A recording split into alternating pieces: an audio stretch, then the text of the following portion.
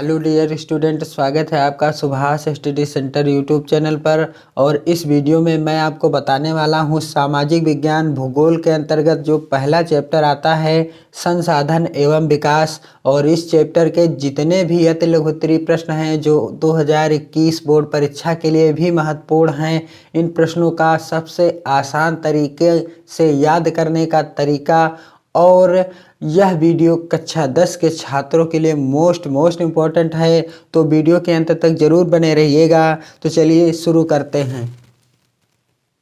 पहला प्रश्न है, भारत में सबसे अधिक कौन सी मिट्टी पाई जाती है? इसका निर्माण किस प्रकार हुआ है? तो इसका उत्तर आपको कैसे देना है कि भारत में सबसे अधिक जलोढ़ मिट्टी पाई जाती है। कौन सी मिट्टी पाई जाती है? जलोढ़ मिट्टी पाई जाती है। इसका निर्माण नदियों द्वारा लाए गए अवसादों से हुआ है और यह बहुत अधिक उपजाऊ तथा गहन कृषि योग्य होती है। नदियों के द्वारा लाई गई मिट्टी जो बहाकर लाते हैं नदियाँ, उसी मिट्टी को क्या कहते हैं? जलोढ़ मिट्टी कहते हैं। यानी जो जल के साथ बहकर आती है वही मिट्टी बहुत अधिक उपजाऊ होती है और यह मिट्टी सबसे ज़्यादा पाई जाती है भारत में, क्योंकि भारत नदियों का देश है। अगला प्रश्न है, दक्षिण भारत के पठारी भागों के दक्षिणी और पूर्वी भागों में आग्नेय चट्टानों पर कम वर्षा वाले भागों में कौन सी मिट्टी पाई जाती है?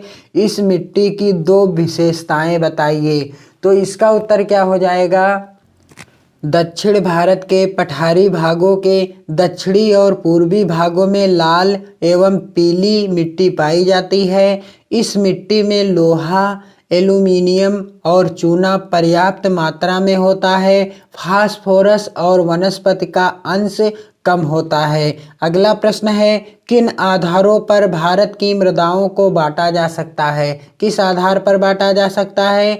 मृदा यानी मिट्टी बनने की प्रक्रिया को निर्धारित करने वाले तत्वों, उनके रंग, गहराई, गठन, आयु व रासायनिक और भौगोलिक गुणों के आधार पर भारत की मृदाओं को अनेक प्रकारों में बांटा जा सकता है। कैसे अनेक प्रकारों में बांटा जा सकता है? और अगला मोस्ट इम्पॉर्टेंट प्रश्न है आपकी बोर्ड परीक्षा के लिए, भारत में कौन कौन सी मृदाएं पाई जाती हैं या कौन कौन सी मिट्टियां पाई जाती हैं? तो उत्तर हो जाएगा भारत में जलोढ़ मृदा, जो कि सबसे अधिक उपजाऊ होती है, जो नदियों के द्वारा बहाकर लाई जाती है, और काली मृदा, लाल व पीली मृदा, लेटराइट मृदा, मरुस्थलीय मृदा और वन मृदा पाई जाती है। कौन कौन सी? जलोढ़ मृदा, काली मृदा, लाल व पीली मृदा, लेटराइट मृदा, मरुस्थलीय मृदा और वन मृदा पाई जाती है।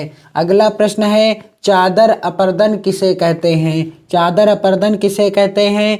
कई बार जल विस्तृत क्षेत्र को ढके हुए ढाल के साथ नीचे की ओर बहता है। ऐसी स्थिति में इस क्षेत्र की ऊपरी मृदा घुलकर जल के साथ बह जाती है और उसे चादर अपरदन कहा जाता है। जब जल के साथ अधिक मृदा घुलकर बहती हुई चली आती है, उसी को क्या कहते हैं? चादर अपरदन कहते हैं। अगला प्रश्न है, पवन अपरदन किसे कहते हैं? पवन अपरदन, यह भी महत्वपूर्ण प्रश्न है आपकी बोर्ड एग्जाम के लिए। पवन द्वारा मैदान अथवा ढालू क्षेत्र से मृदा को उड़ा ले जाने की प्रक्रिया को पवन अपरदन कहते हैं। जब हवा के द्वारा मैदान अथवा ढालू क्षेत्र की मिट्टी को हवा उड़ा देती है उसे, तब उसी को क्या कहते हैं?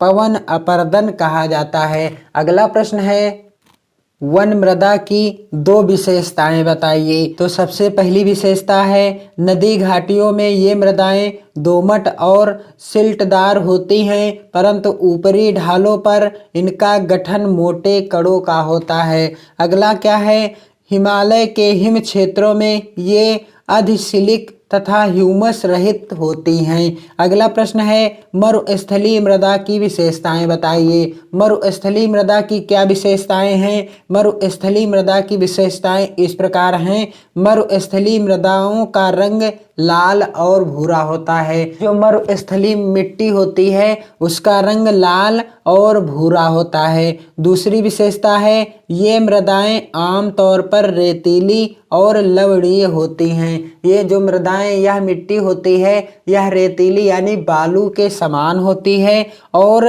लवणीय भी होती है। अगला है मृदाओं में ह्यूमस और नमी की मात्रा कम होती है। मृदा में क्या कम होता है? ह्यूमस और नमी नहीं होती है। अगला प्रश्न है 3 राज्यों के नाम बताइए जहां काली मृदा पाई जाती है। इस पर मुख्य रूप से कौन सी फसल उगाई जाती है? 2020 की बोर्ड परीक्षा में आया हुआ प्रश्न है और इसका उत्तर हो जाएगा काली मृदा का रंग काला होता है। काली मृदा यानी मिट्टी का रंग क्या होता है?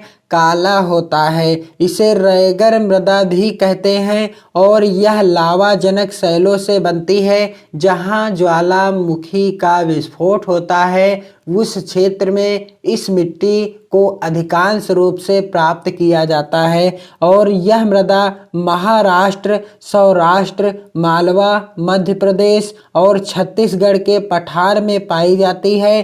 काली मृदा कपास की खेती के लिए उचित समझी जाती है।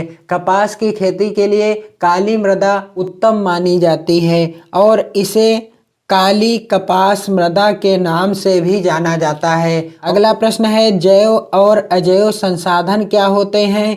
कुछ उदाहरण दीजिए। और इस प्रश्न को आपको रटने की आवश्यकता नहीं है क्योंकि जैव संसाधन वह संसाधन कहलाते हैं जिनकी प्राप्ति जीवमंडल से होती है और जिनमें जीवन व्याप्त होता है जैव संसाधन कहलाते हैं। जैसे कि मनुष्य में जीवन है और वनस्पति जगत, प्राणी जगत, पशुधन तथा मत्स्य जीवन आदि ये सभी जैव संसाधन के अंतर्गत आते हैं। कहने का अर्थ है जिनमें जीवन प्राप्त होगा वही जैव संसाधन कहलाएंगे। और अजैव संसाधन किसे कहते हैं? कि वह सारे संसाधन जो निर्जीव वस्तुओं से बने हैं अजैव संसाधन कहलाते हैं। जैसे चट्टानें और धातुएं, क्योंकि इनमें किसी भी प्रकार का जीव नहीं होता।